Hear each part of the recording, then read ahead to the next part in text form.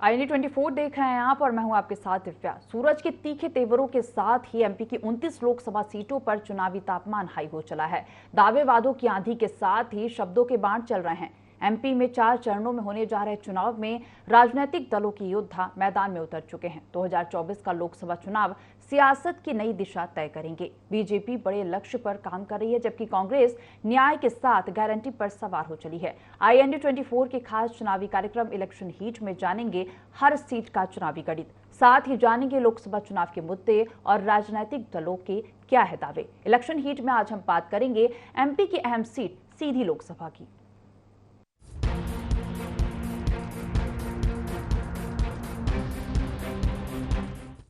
सीधी लोकसभा आदिवासी बहुल क्षेत्र है। यहाँ कोई भी राजनीतिक दल अपनी जड़ें नहीं जमा पाया। 1952 से अब तक 19 चुनाव हुए, जिसमें वोटर्स ने सभी दलों को मौका दिया। पहले सांसद भगवान दत्त शास्त्री सोशलिस्ट पार्टी से सांसद बने थे। कांग्रेस 5 बार और भारतीय जनता पार्टी 7 बार यहाँ से चुनाव जीती। इसके साथ ही निर्दलीय भी यहाँ से जीतते रहे। वोटरों ने यहाँ नए चेहरों को ज्यादा मौका दिया। इस क्षेत्र की चौंकाने वाली बात यह है कि लोगों को दिग्गज रास नहीं आए। कांग्रेस से 7 बार विधायक रहे इंद्रजीत पटेल को लोगों ने 2009 और 2014 के लोकसभा चुनाव में नकार दिया था। पूर्व सीएम अर्जुन सिंह के बेटे अजय सिंह राहुल पर भी 2019 में जनता ने भरोसा नहीं जताया। भाजपा ने 2009, 2014 और 2019 का चुनाव जीतकर यहाँ हैट्रिक लगाई है। सीधी लोकसभा में कुल 8 विधानसभा की सीटें आती हैं। 3 जिलों सीधी, सिंगरौली, शहडोल जिले की 8 विधानसभा लोकसभा में शामिल। चुरहट, सीधी, धौनी, सिहावल विधानसभा लोकसभा में शामिल। चितरंगी, सिंगरौली, देवसर, ब्योहारी विधानसभा इस सीट में। 8 लोकसभा सीटों में बीजेपी का 7 पर कब्जा। कांग्रेस के पास सिर्फ 1 सीट चुरहट विधानसभा। 8 विधानसभा सीटों में से 3 सीटें एसटी के लिए रिजर्व, एससी वर्ग के लिए 1 सीट आरक्षित।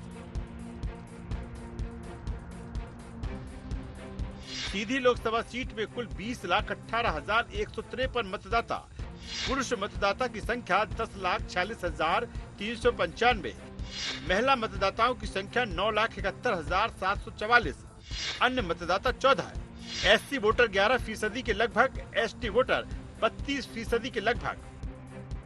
सीधी लोकसभा सीट पर मौसम की ही तरह चुनावी तापमान तेज हो चला है।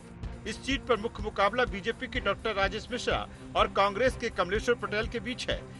सीधी की जनता क्या सोचती है इस चुनाव को लेकर, किस आधार पर वो वोट करेगी और क्या है इस क्षेत्र की बड़ी समस्याएं, जानेंगे सीधी की जागरूक जनता से। माहौल पूरी तरह कांग्रेस के पक्ष में जा रहा है। उसकी वजह यह है कि उन्होंने जो कुछ कहा पिछले 10 सालों में किया तो कुछ है ही नहीं है। भाई समस्याएं, बेरोजगारी बढ़ी है, महंगाई बढ़ी है, आप महिलाओं के ऊपर अत्याचार बढ़ चुके हैं। हरिजन आदिवासियों का कोई हिसाब किताब कोई लेने वाला नहीं है, कोई पूछने वाला नहीं है। वोट मिलेंगे कहाँ से? इनसे कोई बात करिए, आप बात करिए कि हमको नौकरी चाहिए तो बोलेंगे कि राम मंदिर बना है। यहाँ बात करेंगे कि किसानों को MSP चाहिए, किसान कहते हैं कि भाई हमारा समर्थन मूल्य दो, कहे कि नहीं अभी तो अयोध्या झांकी है, काशी मथुरा बाकी है। राम मंदिर ही इस बार उनको पहुंचा देगा रफातल में। भगवान राम के साथ भी उन्होंने गड़बड़ी की ना। जिसको इतना अहंकार है कि भगवान राम को ला रहे हैं, तो आप क्या समझते हैं कि भगवान राम उनकी मदद करेंगे?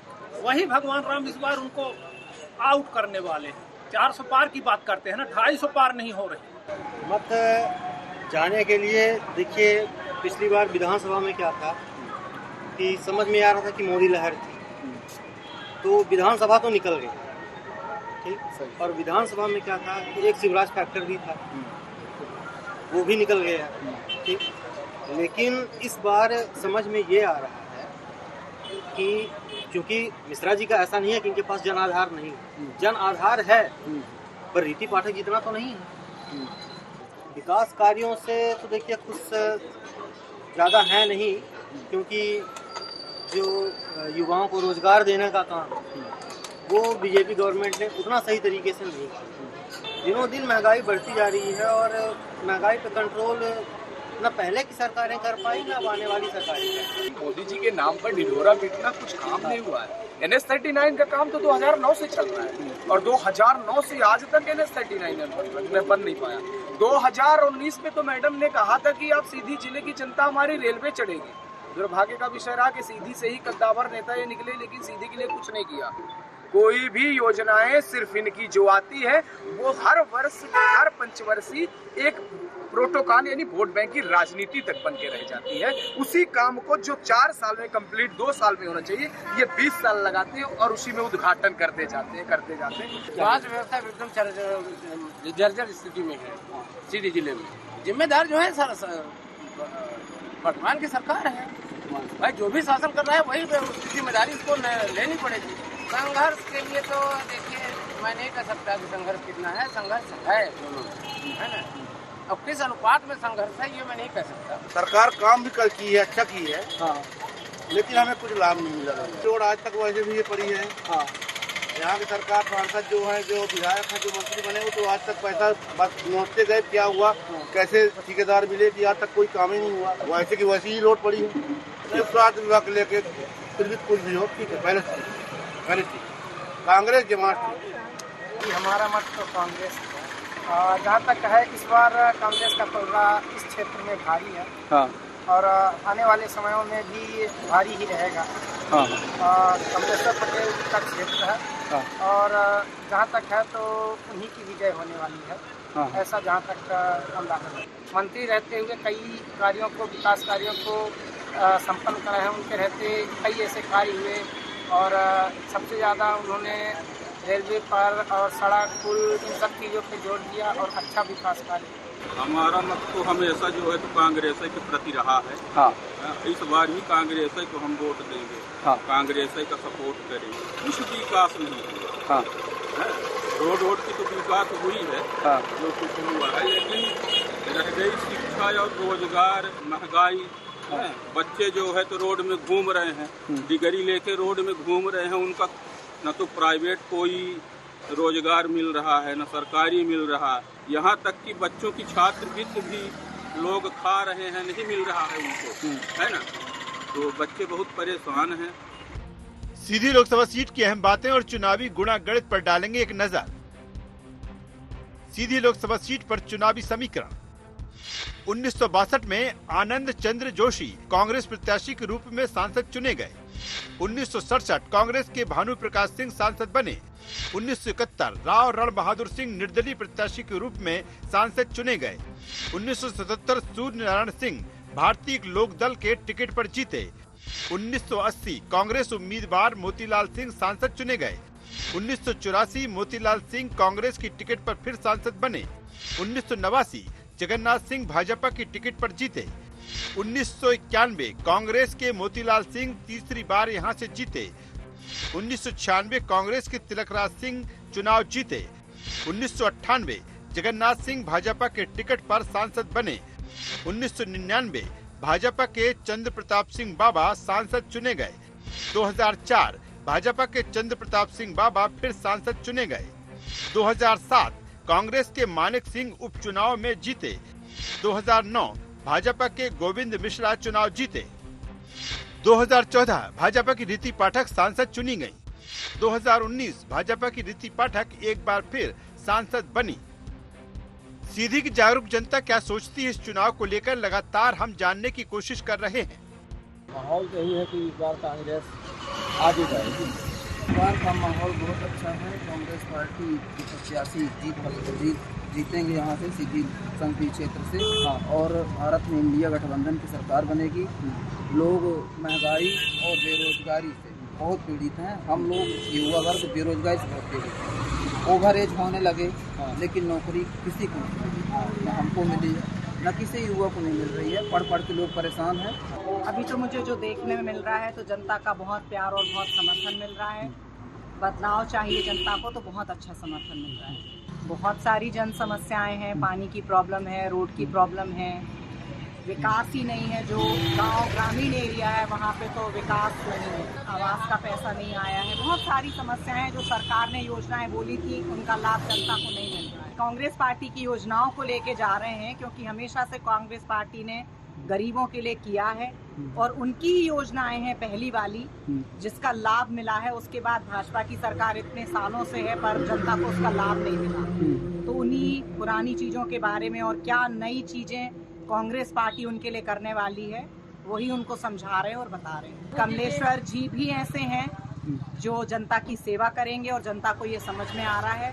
तो बस मैं जनता को यही बोलना चाहूँगी कि आप एक ऐसा नेता चुने जो आपके लिए हमेशा उपलब्ध रहे, खड़ा रहे और आपकी सेवा में रहे। जनता का मुख तो इस बार बना हुआ है, क्योंकि अगर गांव देश को बचाना है, संविधान की रक्षा करना है तो कांग्रेस को लाना पड़ेगा। हाँ, कि 5 किलो गल्ला दे करके और 1000-1200 रुपये महिलाओं को दे करके वो मुफ्त बना रहे हैं। हाँ हाँ, पढ़े लिख करके लोग शिक्षित होकर के बेरोजगार घूम रहे हैं, युवाओं को कहीं नौकरी नहीं मिल रही। हाँ, और महंगाई दिन प्रति बढ़ रही है। हाँ, 30 रुपये लीटर से गाड़ी चला रहे हैं पेट्रोल गाड़ी, आज जो है 110 रुपये लीटर पेट्रोल हो गया। हाँ, महंगाई चरम सीमा पर है। हाँ, इसके लिए हम लोग ये चाहते हैं कि सरकार बन दे।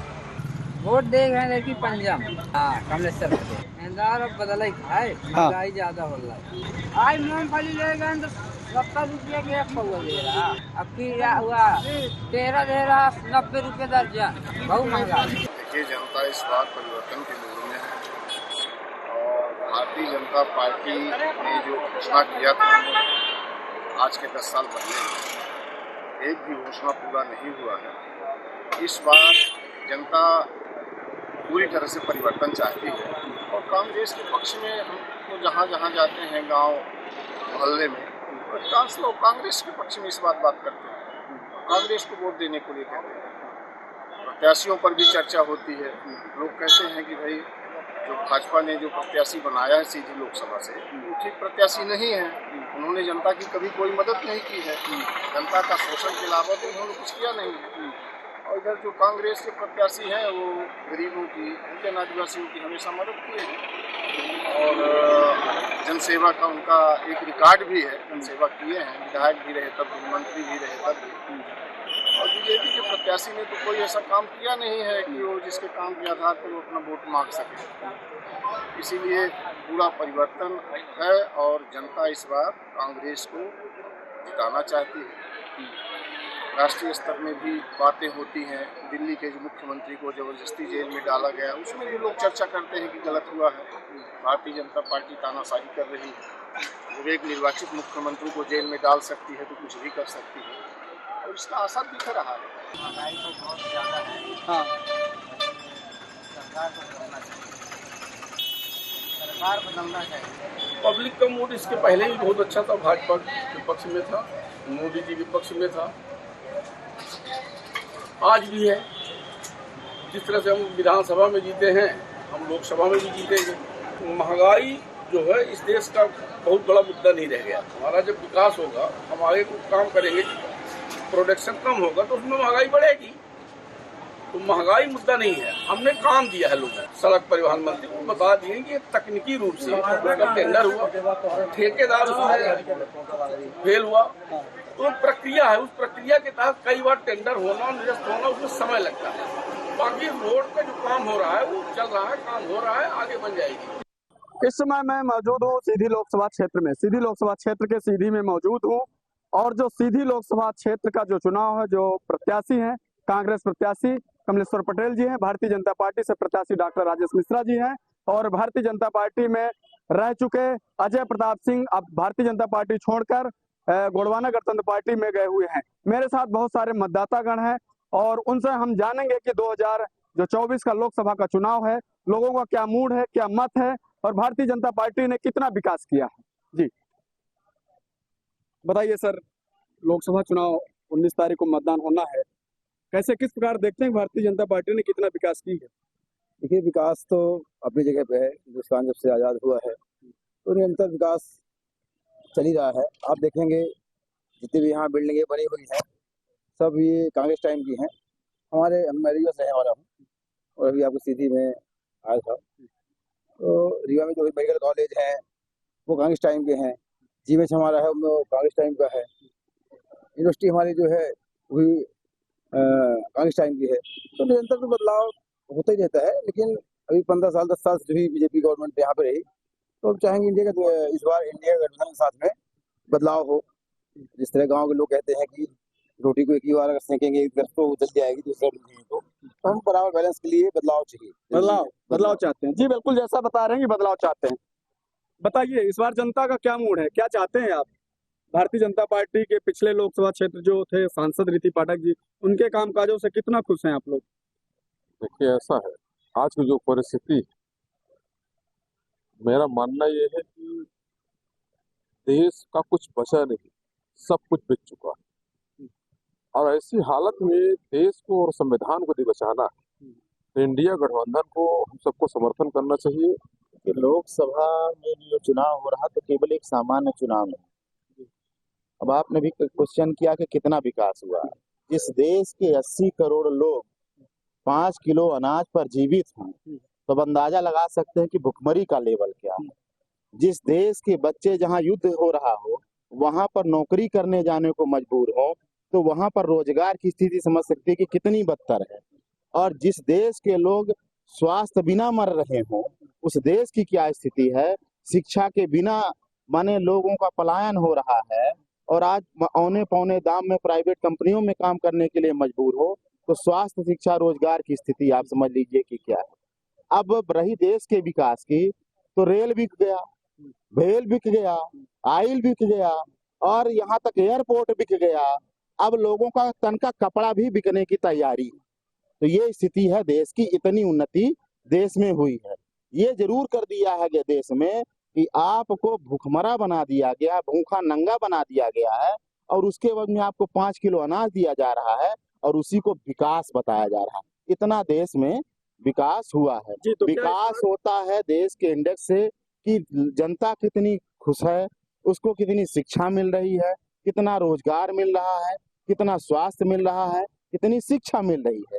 तो देश का विकास इससे मापा जाता है, ना कि इससे मापा जाता कि कितने लोगों को हम खाद्यान्न दे रहे हैं, कितने को आवास दे रहे हैं। इससे विकास का पैमाना नहीं। तो क्या बदलाव चाहते हैं?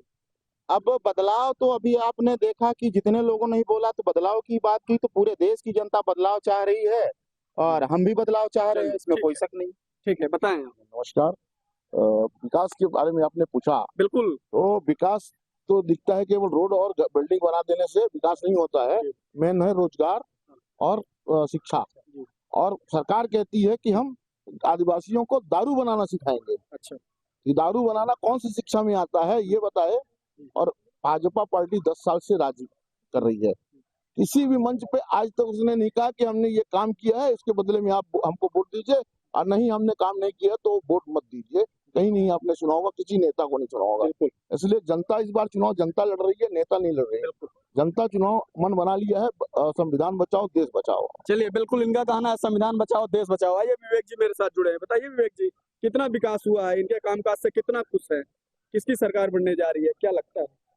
देश में जब तक ईवीएम जैसी चीजें हैं तो मुझे तो लगता है एक तरफा सरकार। और सबसे बड़ा विषय है कि कहीं न कहीं मैं ये मानता हूँ कि देखिए विपक्ष, हमारा विपक्ष कहीं न कहीं सोया हुआ है।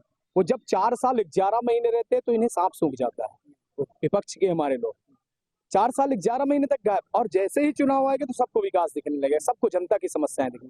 काश की यही समस्याएं आपको 4 साल 11 महीने पहले दिखाई दे, तो आज विपक्ष में जनता को बीच में आपको ये ना गिनाने जाना पड़े कि हमें ये समस्या है वो समस्या है। ग्राउंड की समस्या है कि हमारे घर की समस्याएं निवारण नहीं हो पा रही और हम देश की बातें करते हैं। शिक्षा, स्वास्थ्य, बेरोजगारी जैसे मुद्दे गंभीर समस्याएं हैं, लेकिन हम कभी धरातल की बातें नहीं करते। हम सिर्फ हवा हवाई की बातें करते हैं। और ऐसे में हमारे हिसाब से विकास तभी संभव है जब स्थानीय नेता, स्थानीय विपक्ष क्षेत्र में मुद्दों को लेकर सक्रिय होंगे, जनमानस के बीच में जाएंगे, तभी संभव है।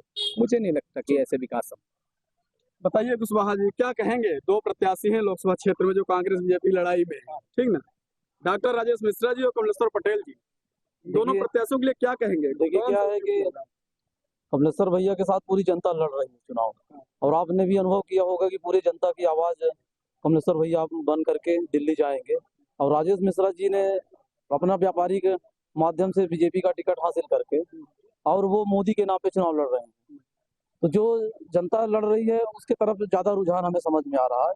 आप बताइए भैया। लोकसभा चुनाव के बारे में क्या कहेंगे? कितना सरकार ने विकास की है, क्या बदलाव हो रहा है, नहीं हो रहा है? किसको आप जहां तक हम सीधी की बात कहते हैं, सीधी में लगातार यहाँ बीजेपी के सांसद रह गया। आप विकास की परिभाषा हम उनसे पूछना चाहते हैं, जो मौजूदा सांसद थे, आज तो ठीक है आप विधायक बन गए यहाँ की, सीधी विकास हुआ क्या है?